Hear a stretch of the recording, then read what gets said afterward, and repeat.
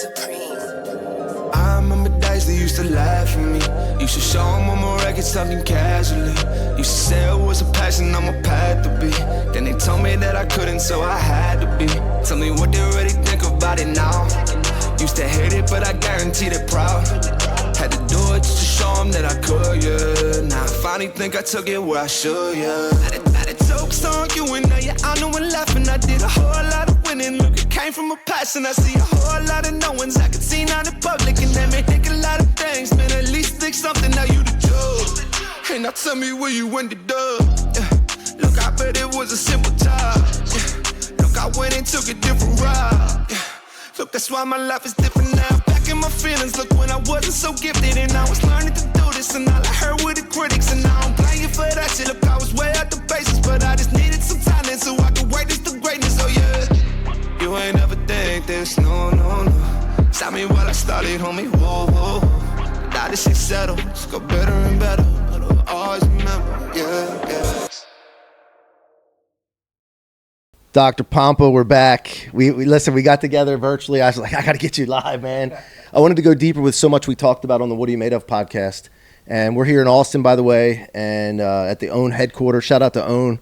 It's a new social media platform. You check it out. You can check it out on my Instagram or go to OWN on Instagram. Check it out. Thank them for having us here. Thanks to them for having us here. So, yeah, I wanted to go deeper because there was so much you brought into the conversation about the history of Dr. Pompa, the history of everything you're doing and how you got to what you're doing, but there was a lot of hurdles and adversity. And then there's times also where I saw that you were trying to do the right thing, and you didn't get the results necessarily from the public or people around you.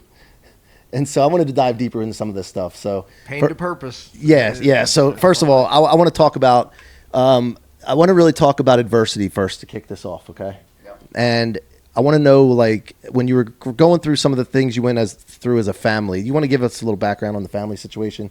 Oh, and then, yeah, there's a lot. You know, I mean, okay, so I get sick in 1999 and not knowing what's going on with my life. And 2 kids at that time. Coming out of that, and by the way, you know, like I said, everything that I teach today came out of that, right? So teaching doctors 20 years, my protocols, so absolutely God worked it all for good. But then I start feeling better. We have a baby. So 6 weeks old. And then we get a phone call one day. And my wife, her cousin, I'm always trying to be very delicate on how to say this, right? Of course. You know, but the phone call is that her cousin Lisa, they grew up together. Her husband shot her and shot himself. Mm-hmm. And we inherited 2 7-year-old twins, boy and a girl, that day. So you have to understand, we went from 2 kids to 5 in 6 weeks, right? Because our youngest at that time was 6 weeks old, and then we inherited 2 more 7-year-olds. Okay, so our life blew up. I mean, when I say blew up, it blew up in a lot of different ways, right? Yeah. So we ended up in court battle. You know, the grandmother of the kids, you know, so we ended up with all this stuff. I mean, just, you know, trust, blah, blah, blah. Headlines read, chiropractor steals from orphans, right? These are my kids. Yep. By the way, they're 28 now.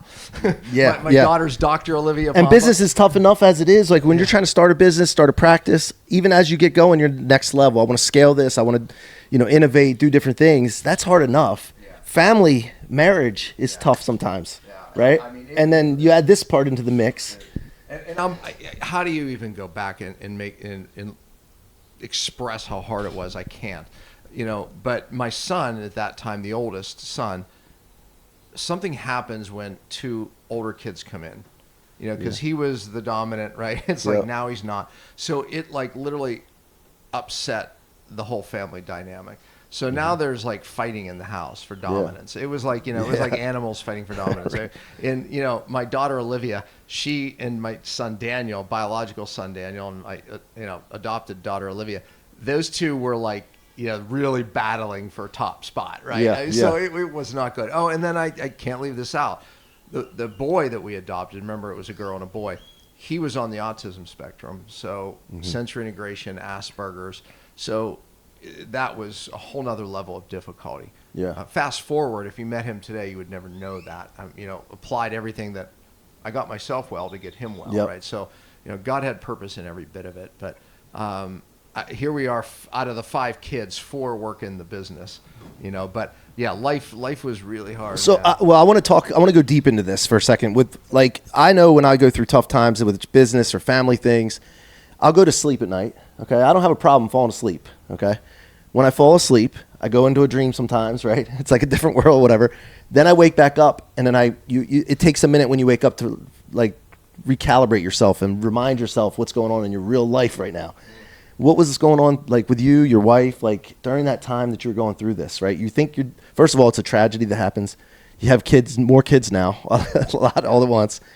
And then you also have the conflict. Yeah. So when you were waking up in the morning, what was going through your mind at that time, and how'd you keep going? It's so funny you said that, man. You just triggered something in me because I never even thought about it until the moment you just said that. I remember waking up and thinking, I don't want to wake up. Because it's when I was asleep, I wasn't dealing with the reality I was dealing with. We were going through some hell. I mean, I'm telling you, we were in court for 3 years over everything, how the money was spent and everything. I mean, it all worked out for our good in the end, right? But back then, I mean, when headlines read chiropractor steals from orphans, that doesn't go well. I mean, there's a saying, right? It's he's so evil and bad he steals from orphans, right? It's it would have been better, if I killed somebody, it might have looked better. So it wasn't a good look. I mean, it was really bad, right. But waking up to that every day was it was hard, man. Yeah. I mean, honestly, I mean, I could get emotional going back there. I mean, I lost everything. I mean, I lost my practice. I mean, I lost everything, but from that, I was forced to work with people virtually. So here I am. I mean, it's my practice. I mean, I remember the days the doors were chained, right? I mean, I couldn't even pay my bills anymore. And I have all these kids, It's we have all this stuff coming against us, and I'm still raising the kids, right? It's they should have thought about that.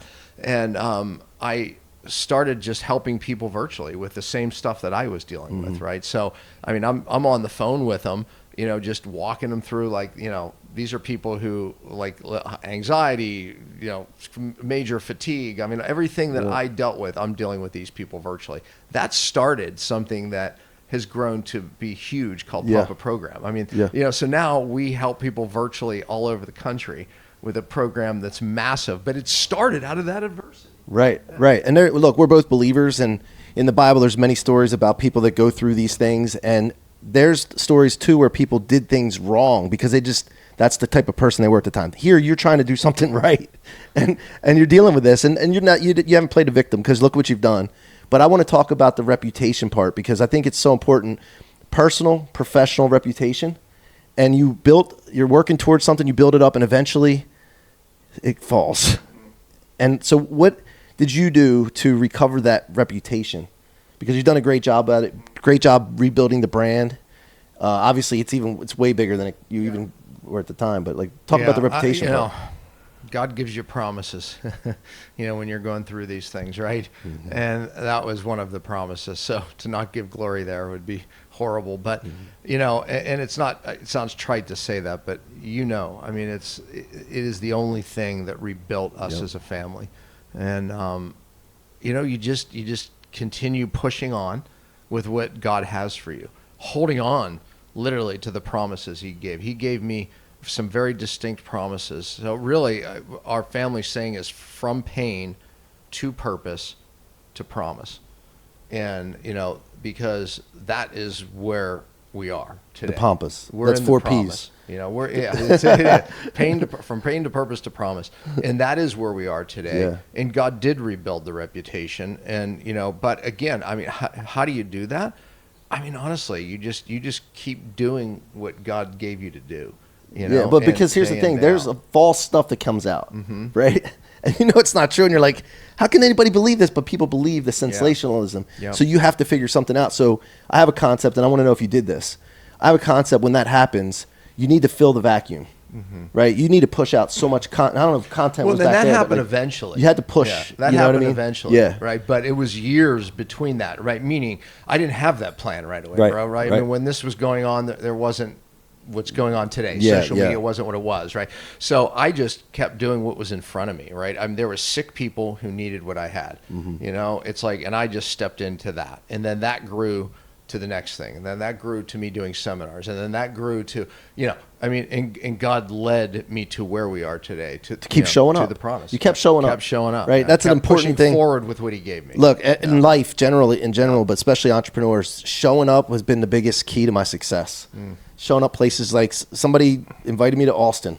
I was like, well, we didn't have plans to go to Austin, but I'm going to show up anyway. And then I'm going to try to bring some people here and figure something out and watch amazing things happen. And then after the trips, when I do that and I show up, amazing things happen.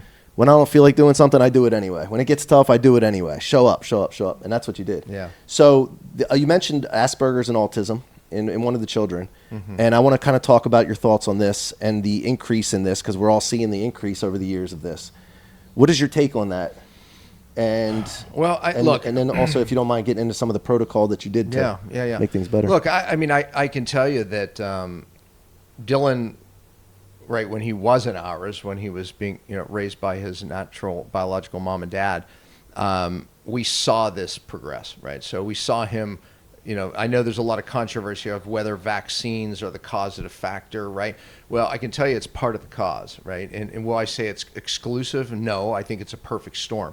When I look at my own illness today, I train doctors to look for the perfect storm in people's lives, meaning 3 stressors that come together and bam, you know, catastrophic storm, you know, genes get turned on, people don't feel well, you know, the diagnosis happens. That's exactly what happened in Dylan's life. But it was after there was one vaccine and he started expressing symptoms. The mother was concerned. She called what us. vaccine was it? Do you know? It was the MMR. Okay. And, you know, Measles, mumps, rubella. Is that what it is? And she look called at us. me knowing my stuff. You proud of me? Yeah, I'm proud of you.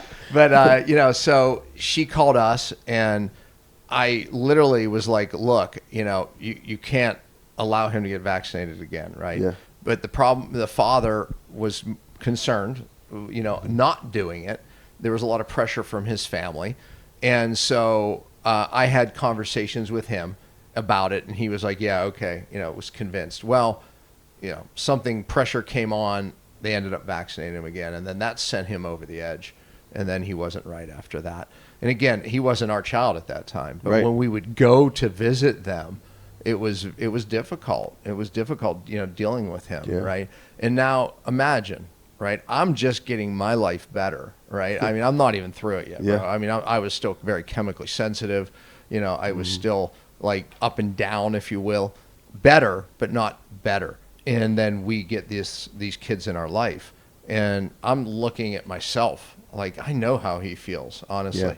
And it was hard because now he's our kid, and we have, you know, this disrupt in the family, and, you know, now we have him. And then it was whatever years later, we end up in the court stuff. And I mean, it was just one thing after another. I look at that 10 years and I don't even know how I survived it, honestly. Yeah, you just kept going. Yeah, I just That's kept it, going. man. Like you said, I kept showing up for what God had for me. And just keep you going, know, the dude. calling was in it. I mean, now it's, look, all that, these 2 kids have blessed our life so much. Amazing. You know, I'm so proud of both of them. And, you know, they've completed our family in so many ways. And, you know. Why do you think it's a controversy, though? Like, you know, people lie. Numbers don't. And if the numbers are credible, research is credible, stats don't lie. Yeah. People do, right? Why is it so controversial? Is it all about the money and then just the message and propaganda? It is. Like, I mean, look, and are we done that now, you you have to think? understand, I mean, vaccines are the cash cow. Yeah. Why? Because it's the only drug that you can't sue the drug company for damages. Okay, every other drug you can. Okay, so when that went into place in the mid-1980s, 1986, I believe, that transformed this into, wait a minute. We don't have to spend, you know, millions of dollars, hundreds of millions of dollars proving safety. Oh, well, that's the no-brainer, because that's the other thing. You don't have to prove safety. You do not have to do double-blind placebo trials, and you can launch these drugs, okay? And you can't be sued for it.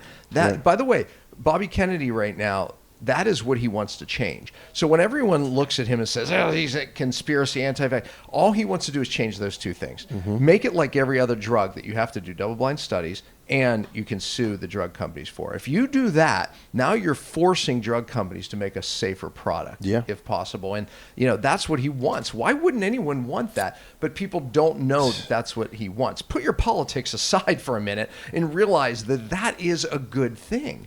Right, so the fact of those two facts, that makes it the cash cow for drug companies, and that's a problem for the fact that it's the safety of these. Do you think they just don't care about people? Like, no. Wait a minute. When I was younger, I trusted the government. I trusted doctors. I trusted my teachers. I was so trusting, and as I've gotten older, I still trust, but it's like shorter fuse, but. You want to think that everybody they're looking out for the best for human beings, like you know what I mean. If you look at, I remember I was on a bus from the Montage in Park City, and Monsanto. I don't know if you all know who Monsanto is, but they created the glyphosate, which is arguably a chemical that has decimated the health, in the world. Definitely in America for sure. But when I was listening to the conversations, there was like high, C-suite employees on this bus. They believed in their product. Yeah. Now here I'm sitting there and I'm saying like, wow, like their product has ruined lives. It's caused leaky gut, leaky brain. I mean, you see now there's billions of dollars have been awarded for the damages even cancer for glyphosate. I mean, if you watch TV, and yet it's still being sold. It's the active ingredient in Roundup and sprayed on most of our food supply. But yet they believed in their product. I think it's the same. Again, I've never been on a bus listening to vaccine conversations, but I would believe that most people really believe strongly in most of their products. I really do. I mean, you might disagree with that. Do you think that they go through a brainwashing when they get hired and it's a culture? I don't know. I think the brainwashing's already done. No, but I mean, when they come into this company, this is what we do here. They put them through a training, and it's on a gradient scale. They just I'm sure that helps. Inch them up until they and then they get rid of the ones that give them any problems. I'm sure that helps. My wife and I had a conversation at breakfast this morning, and I don't remember what started. She's out there, we could ask her. But the conversation was, I said, this is a bipartisan problem, meaning if you look at both sides believe that vaccines are the solution to everything, right? And they're not seeing the damage that's caused by it. And the headline is always that, yes, vaccines, they're saying vaccines cause autism, and that has been disproven by science over and over again. No, it hasn't. Okay. Right. Yeah, no, it hasn't. And, Kennedy knows this. Bobby Kennedy knows this because he is a science guru. It's like it's not been proven overnight. Quite the opposite. There's some really bad science, but yet both sides believe that talking point, right? Yep. So this is very difficult to change this paradigm. Do I have hope that Bobby will at least change those two things? I do. If we can just change, let's have double-blind studies mandatory, and drug companies can be sued if someone gets damaged from a vaccine. We're going to change the product. Yeah. Well, hopefully that happens. And I think we keep praying. Happens. And hopefully that at the end of the day, though, I got to tell you, like my wife was talking about, we were going to San Diego in a couple weeks, and she didn't want to go because she doesn't want to fly. And I'm like, I don't have problems flying. I don't have problems with all the stuff that's going on politically because God's got us. Yeah. Like when you really have the relationship, I'm good. Like, I don't have a problem flying because of that same reason. I used to not have that, and that's how you know you're in good relationship. Yep. But you mentioned Bobby Kennedy. Mm-hmm. Can you tell me about how you met him in the first place, and then I met him some years ago over dinner, and the question I want to follow with this too is that did you have a period that you had to judge him as well and try to figure him out and see if he was like aligned with you and all that? Take us through that. Yeah, I think so because. When I remember my conversation and I was thinking in my mind, gosh, this guy's, more conservative than I thought he would be. Right. He aligned more with my views than I thought he would be. And, he had no aspiration at that time to go into politics. He was look, whether you're on the left or the right, the left should celebrate him because he changed more in the environment for good. Mm-hmm. Who wants a bad environment? Who wants a toxic environment? I'm dealing with people that are sick day in, day out from toxins, right? Yep. So I don't want that.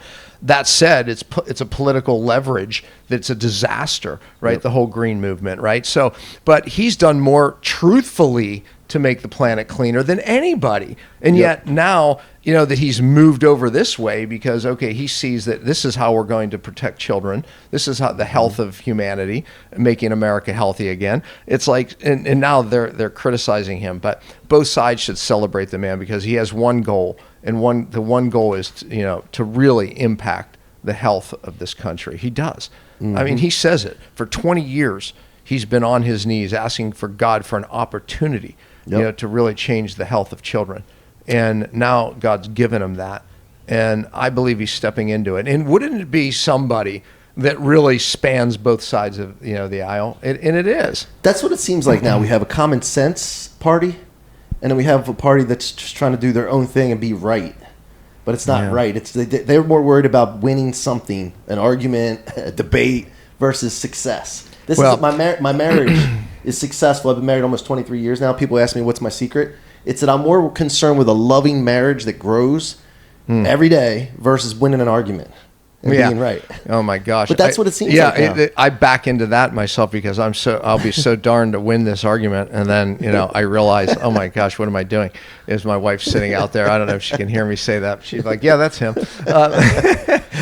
So you don't want to do that. You don't want to do that. I mean, look, if you saw the congressional address, right? I mean, they were sitting on their hands when they normally, when you talk about someone brain cancer, a young boy with brain cancer, getting honored. Why wouldn't you stand up? Okay, I don't care your politics. Like if I'm on that side, I'm standing up. They used to, even both sides would. But they hate him so much that they wouldn't stand up for this. It's like that was a mistake. I think my friends on the left recognize that's a mistake. What's going on? I think many people are moving over because of this. Mm-hmm. It's like you want to be right so much. Right about what? Right about that you hate Trump? Yeah. Right about that Trump's bad when, right now all he's doing is good for our country? I mean, come on. At what point? Can we talk about mental health for a second? Because I'm glad my wife's not in here on this conversation. I want to talk about mental health for a second because there was a guy named Michael Savage. I don't know if you remember him. Oh, yeah, Michael Savage. Oh, my gosh. He used to say liberalism is a mental disorder. It's mental disease, yeah. I was in my 20s probably when I was listening to him driving around in sales,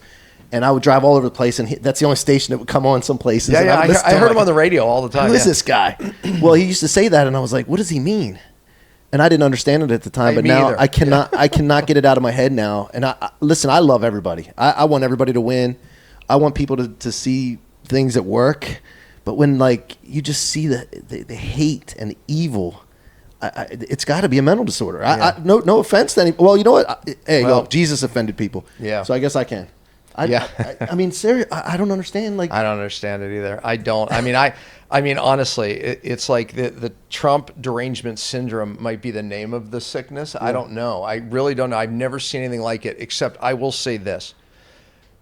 Whether you love him or hate him, you have to realize that when the populace, when the media hates someone this bad, you know that God is behind something, right? Because see, that's the perspective that we have, right? It's like, I knew that God had something for this man. God always chooses the unlikely.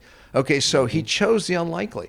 Trump is so imperfect. So is David. Yeah. But God chose David, for his imperfections. And he always does. You know why he does?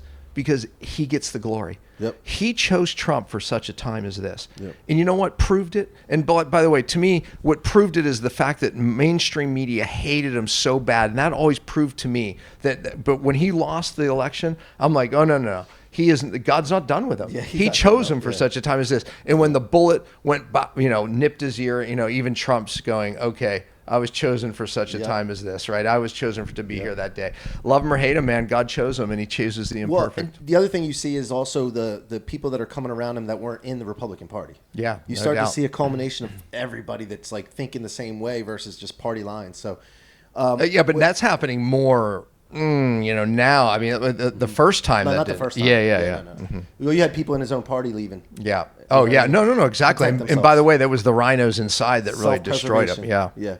How about you? How much, with all the content that you push out there and your brand elevating, how much hate and divisiveness comes your way? And then how do you handle that?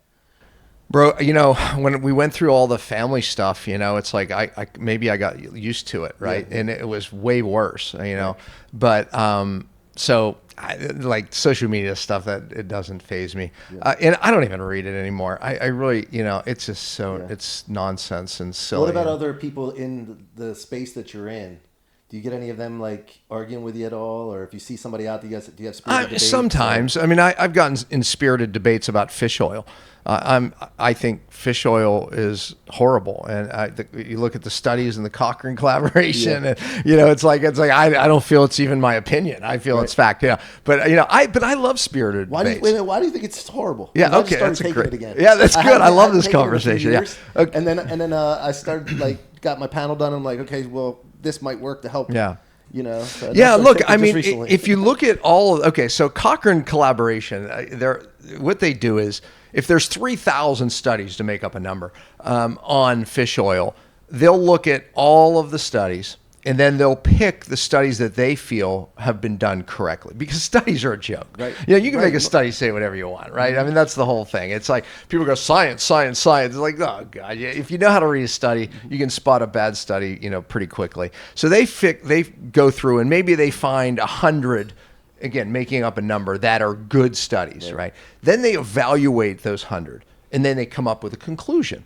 Okay, so every time Cochrane has done this for fish oil and heart disease, fish oil and cancer, fish oil and this kind of, it comes out not just bad. I mean, not just like it didn't work. Right. It comes out that it was causing heart disease, inflammation. I'm not kidding. This is not my opinion. So is there a fish oil lobby that's pushing the promo of it? Again, when Big Pharma went into fish oil, then it became the greatest thing ever, right? Before that, it was a negative. Under your guidance, you would not advise me to take fish oil. No. Okay, let me give a little bit of science on it for fun. Okay. So you can judge how fragile a fat is by how many double bonds it has. Okay. So let me start with saturated fat, right? Let's start with tallow, right? Yep. People are saying, and I agree, fry things in tallow. Okay. That's the way we used to do it when, our grandparents, right? Fry things in tallow because it's saturated, meaning there's no double bonds. Yep. So it takes high levels of heat. All right. Yep. And without getting denatured, and it's still good for you. Yep. That's why you can keep butter sitting on a counter, because it's saturated, no double bonds. So the more double bonds, the more fragile it is. Okay. So omega-3 and omega-6, those are essential fatty acids that we need. We don't make them. We have to get them in our diet. Really healthy for you. 6 and 3, very healthy. The problem is they have 3 double bonds each. That means that they're more fragile, right? So you have to be careful with flaxseed oil. You have to be careful with seed oils, because they have a fragile 3 double bonds. So when you look at how omega-3 breaks down into EPA and DHA, that's what's in fish oil. Yep. EPA has 5 double bonds. Okay. So does that sound more fragile? Yeah. DHA has 6. Okay, more fragile. Yeah, more fragile. Okay, so that means that right now people are waking up to seed oils are typically denatured, typically very bad because they're fragile. 3 double bonds. Yeah. How much more fragile is fish oil? 5 and 6. It is. So how can you supplement that if you don't want to take fish oil? Okay, eat fish. I love fish oil. Okay. I love fish oil and fish. Okay, got it. I love vegetable oil and vegetables. But the moment you take vegetable oil out, it's bad. Do you understand? So because it is fragile. Right now, seed oils can be okay. But you better cold press it. Because remember, it's 3 double bonds. So it's on that fragile.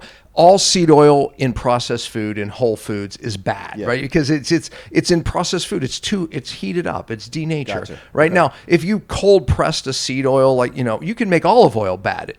So too much heat is not good. All right, I want to shift as we wind down. We're up against the clock. Couple more things. We're at own headquarters here in Austin. It's a new social media platform where they are going to really reward creators, and you are a creator. I don't know if you consider yourself a creator. You and your team. I didn't choose it. But you're doing it, and you're pushing out great content. Okay. How do you come up with the ideas that you shoot each day? Because you have some great videos. And Yeah. By the way, what's your social media or Instagram? Yeah, it's DR and then my last name Pompa, Pompa. Pompa. So DR Pompa. Check them out. All right. So, and you'll see the videos I'm talking about. So Yeah. How do you come up with the content, the topics? Some of them just fall into my lap with an idea that pops into my head. Yeah. Right. And so I did one on women's eyelashes, the 15 million views. Okay. What I had the women, extenders? yeah, because I don't like them. Okay, I'm sorry. I know that was like a lot of the hate I got. Right? Yeah. Why did you even have to say you don't like them? I just don't. Okay. Like you as a man, it's not attractive to you. Yeah, I don't like. Okay, Yeah. now I did see a pair. I did Skinny Confidential. Lauren had, and she's like, okay, well, what about mine? Because she found healthy ones, by the way. Okay, so she found healthy ones, and I looked. I was like, okay, I have to admit, okay, I don't dislike those, right? Because you couldn't tell, right? Right. But the thick, big spider-looking one, I don't like it. Okay, I don't like it. I'm sorry, I don't like it. I have to agree with you. Okay, all right. Give me some crap too, guys. We are men. So, ladies, if you're trying to impress ladies, then, maybe you do it. But if you're trying to impress them, I argue that most men don't like that look. Right. That's my argument. I agree. But yeah.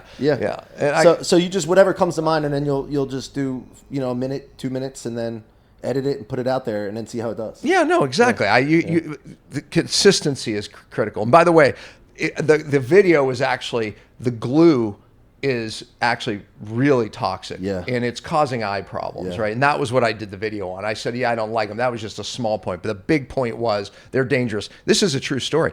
A gal who works for me, a week later, ends up getting some dish soap in her eye, and it emulsifies the glue. And because in the video I said how it can cause blindness, and people were calling BS on me, right? Yeah. And I'm like, okay, well, it happened. She was rushed to the emergency room, and her cornea detached, and they thought she was going to be blind. Oh my God. And her vision's still not perfectly right, but she didn't end up blind, thank God. But that is a true story. Why? What's the point? Like, So I mean, these things are not just benign. That glue, oh my God. and that's going into your brain. I mean, all those chemicals are going into your brain. So those things are dangerous. We're going to get people hate. Yeah, but that's okay. We We want the attention. Yeah. So, and then one last thing, GLP-1s. Was it your video that I saw? You're talking about, like, there may be a link to blindness with GLP-1s? Yes. Okay. You just reminded me of and this. by the way, here, just to show you the fact, my team said, I think we have to take it down because we had like a threat, you get warnings. Warnings, Yeah, exactly, yeah. right. And so big pharma protects some of these things, but yes, it can. And what I said fairly in the video was it's rare. Right. It was about 60 some cases a year, but since Ozempic, it's more than doubled to 150 plus. So although it's rare, it shows you that it can happen because it cuts blood flow off, and that's part of the danger of it. But the thing that you have to understand more so is people, when you come off of Ozempic, you can't, because you're going to gain weight again, right? You're lowering metabolism, you're losing muscle, you're losing cartilage. There's a consequence to this that people don't know. So I want to keep bringing videos out because so many people are like using it as if there's no consequences. Right. There are, and to come off Ozempic, good luck. So you got a choice of being fat or skinny, but if you get skinny, you may go blind. So you won't be able to see yourself in the mirror. So no. There's a possibility that that's the case. But worse yet, you're disrupting some pathways in your body. Yeah. You are losing muscle. There's something called Ozempic butt. It's real. Yeah. You lose the largest muscles in your body, and the butt is there. You can tell people on Ozempic because you lose your ass. I don't know if I was talking to a guy recently. I'm not going to say where, but he was talking about that topic about flat butt. Yeah, flat butt. Ozempic butt. By the way, guys don't like that either. No. Like, just like we don't like the spider eyelashes. Yeah, we don't like flat butts either. Yeah, no, it's true, right? I know, exactly. So you're skinny, but you kind of lost your shape, Yeah. That's not a good look. So podcasting, speaking of podcasting, you guys are going to be starting, you and your wife are going to be starting a new podcast, Dr. Pompa Show, or it's going to be called something like that. Guys got to check this out. What kind of topics are you going to be covering with that show, and like what kind of? We want it to be fun, entertaining. My wife brings really different questions than me because she's interested. Like, she's a woman. She wants about the relationship. She wants it more about people. So that's going to bring some really fun, and of course her and I you'll see some fun disagreement too because awesome. we have no problem going at each other, but of course we're going to talk about health topics, of course, but faith topics too. I mean anything. we've been through a lot in our life, and that. But again, it's made us who we are. Yeah. And God has used it. So there'll be from pain to purpose and a promise always. And, So I want to shout out to the Lollies too, by the way, because they introduced us somehow, form or fashion. I met you through them, and I love them. They're great people. But you guys, you and your wife, I just met your wife for the first time. We hit it off from when we first talked. I know how great of a guy you are. I can just tell, and I appreciate you, man. And looking forward to building upon this relationship and being a champion for everything you're doing. So appreciate you coming out, man. I absolutely love it. Thank you, Dr. Yeah, Palmer. thank you. All right, guys, it's That One Podcast live from Austin, Texas, at the OWN headquarters. Keep coming back. Subscribe right now. Don't take any time and add in there. Just go subscribe to the podcast right now and be that one.